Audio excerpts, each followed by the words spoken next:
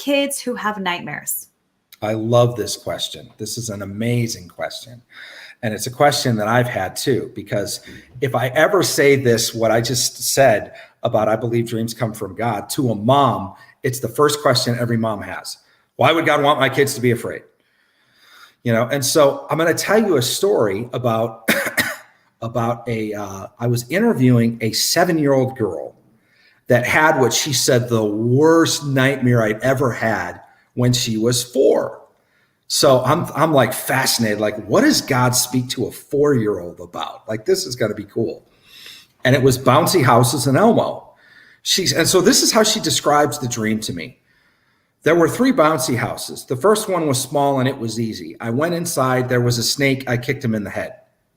So it was easy. She's talking about a progression like in a video game. She said the second one was a little harder. I went in, it was a medium-sized bouncy house, and there were several different cartoon characters, and they tried to beat me up, and I beat them up. And the third one I went into, John, this was my worst fear. And I'm like, what was it? She said, it was Elmo. And I looked at her mom like, why is this her worst fear? And she said, oh, this guy gave her Elmo at one time and she thought it moved while she was sleeping. And so we had to throw Elmo away. Like, she absolutely hates Elmo, can't stand Elmo. So this is what she's terrified of. So she has this dream of her worst fear ever, this life-size Elmo. And then she goes, John, he did something really, really bad to me. And I'm bracing myself like, oh my gosh, you know, what, you know, point on the dial where Elmo touched you. You know, I'm immediately thinking like an adult, like, what did he do? What did he do? And she looks at her mom and she's like, Mom, can I tell him? And I'm like, oh, this is going to be bad. And Mom's like, yeah, honey, you can tell him. And she's like, he pooped on my face. And I'm like, okay, that's probably about the worst thing that that could ever happen to a 4-year-old, right? And she could see in the spirit realm. And I said, do you know why he pooped on your face? And she said, no. I said, so you couldn't see. Oh, I get it. So the 7-year-old girl is now understanding the reason why this arch enemy of hers was attacking her the way he was in her dream. I said, what happened next? She said, I got around him. There was a box on the wall and there was a key to the other 2 bouncy houses. And so I went and I unlocked the other 2 bouncy houses. I'm like, who was locked in the other 2 bouncy houses? She said, all the other kids.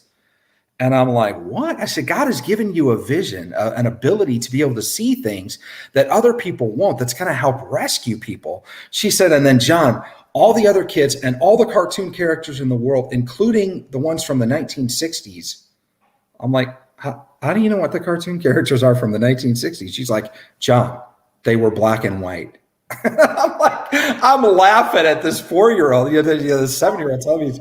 She said, we went and we defeated the Elmo, all the kids and all the cartoon characters in the world. We defeated the Elmo. So what I realized that God was doing was God was using her dream to give her a virtual reality simulation of spiritual warfare.